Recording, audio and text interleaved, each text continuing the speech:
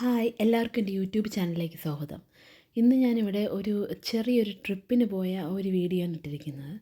നമ്മുടെ ഷെഫീൽഡ് തന്നെ തൊട്ടടുത്തുള്ള ഒരു കാസിലാണ് ഈ ബോൾസോവർ കാസിൽ എന്ന് പറയുന്നത്. അങ്ങോട്ടൊരു ചെറിയൊരു ഡേ ട്രിപ്പ് പോയിരുന്നു. അതിൻ്റെ വീഡിയോ ആണിത്. കൂടെയുള്ളത് എൻ്റെ 2 ഫ്രണ്ട്സാണ്. നമ്മൾ ഒരുമിച്ചാണ് നഴ്സിംഗ് പഠിച്ചത്. പിന്നെ കേരളത്തിൽ വർക്ക് ചെയ്തത് ഒരുമിച്ചാണ്. UK-ലും ഇപ്പോൾ ഒരുമിച്ച് ഒരേ ഹോസ്പിറ്റലാണ് നമ്മൾ വർക്ക് ചെയ്യുന്നത്. എല്ലായിടത്തും UK-യിൽ എല്ലായിടത്തും മെയിനായിട്ട് കാണപ്പെടുന്ന സ്ഥലമാണ് ഒരു കാസിൽ അല്ലെങ്കിൽ ഒരു ചർച്ച് അഥവാ കത്തീഡ്രൽ. അപ്പോൾ ഇത് കാണാൻ നല്ല ഭംഗിയാണ് മിക്കതും.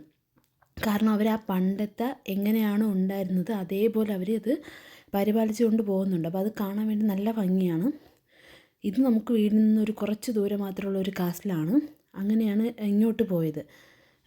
എല്ലാവരും പറഞ്ഞിട്ടൊക്കെ കേട്ടിട്ടുണ്ട്. അങ്ങനെ ഒന്ന് പോയിട്ട് വരാമെന്ന് വിചാരിച്ച് ഇറങ്ങിയതാണ്. അപ്പോൾ അവർ രണ്ടുപേരും വന്നു. അങ്ങനെ നമ്മളെല്ലാവരും കൂടി പോയി. കല്ലുവിന് ഭയങ്കര സന്തോഷമായി ഇങ്ങനെ ഇവിടെ പോയപ്പോൾ.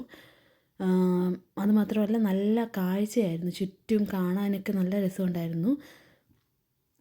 കൊട്ടാരത്തിൽ ഒത്തിരി പുരാതനമായ കുറേ സാധനങ്ങൾ, ലൈബ്രറി, പിന്നെ രാജാക്കന്മാരുടെയൊക്കെ കുറേ ഡ്രസ്സുകൾ, അങ്ങനെ കുറച്ച് നല്ല സ്ഥലത്താണ് ഇതിരിക്കുന്നത്. അത്രത്തോളം കാണാനുണ്ട്.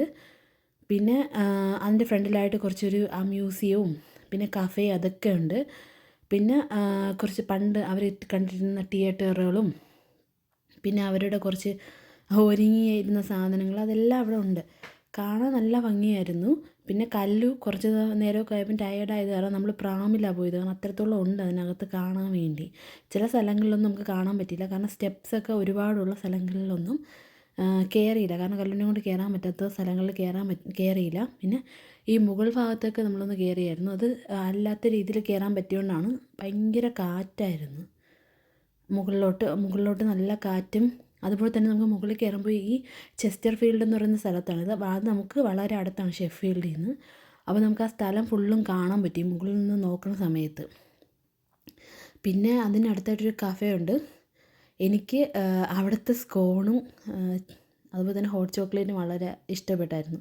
നമ്മൾ പലയിടത്തുനിന്നും കഴിക്കുമെങ്കിലും ഭയങ്കരമായിട്ടും ടേസ്റ്റ് നമുക്കറിയാൻ പറ്റില്ല. അത് ഇവിടുത്തെ കഫേയിലുള്ളത് നല്ലതായിരുന്നു. പിന്നെ എന്താണ് കുറച്ച് ഈ കൊട്ടാരത്തിൻ്റെ കുറച്ച് കീ ചെയിനും അങ്ങനെയുള്ള സാധനങ്ങളും ഫ്രണ്ട് വെച്ചിട്ടുണ്ട്.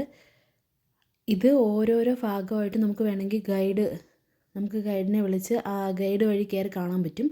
അല്ലാതെ നമുക്ക് വേണമെങ്കിൽ സ്വന്തമായിട്ട് കയറാം. അതിന് സെപ്പറേറ്റ് പേയ്മെൻറ്റ് ചെയ്യണം. എന്നാൽ മാത്രമേ ഗൈഡിന് കിട്ടത്തുള്ളൂ.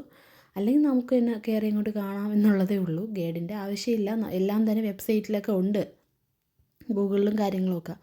നമുക്ക് ജസ്റ്റ് ഒന്ന് നടന്ന് കാണാമെന്നുള്ള അത്ര മാത്രമേ ഉള്ളൂ. നമുക്ക് നമ്മുടെ ഇഷ്ടത്തിന് പോയി കാണാം. നമ്മൾ ഇതിനകത്തുള്ള എൻട്രി ടിക്കറ്റ് മാത്രം എടുത്താൽ മതി. നേരത്തെ ബുക്ക് ചെയ്യണം. ബുക്ക് ചെയ്തിട്ട് കയറി എല്ലായിടവും കാണുക എന്നുള്ളതാണ്. പിന്നെ ഇവിടുത്തെ പ്രത്യേകത എന്ന് വെച്ചാൽ ഇങ്ങനത്തെ കുറേ കവാടങ്ങളും പിന്നെ ഈ ചുറ്റുമുള്ള മതിൽക്കെട്ടുകളും പിന്നെ കുറച്ച് ഗൗണ് അങ്ങനെയൊക്കെയുള്ള കാര്യങ്ങളൊക്കെ അവരിട്ടിട്ടുണ്ട്. അതെല്ലാം കാണാൻ നല്ല രസമുണ്ടായിരുന്നു.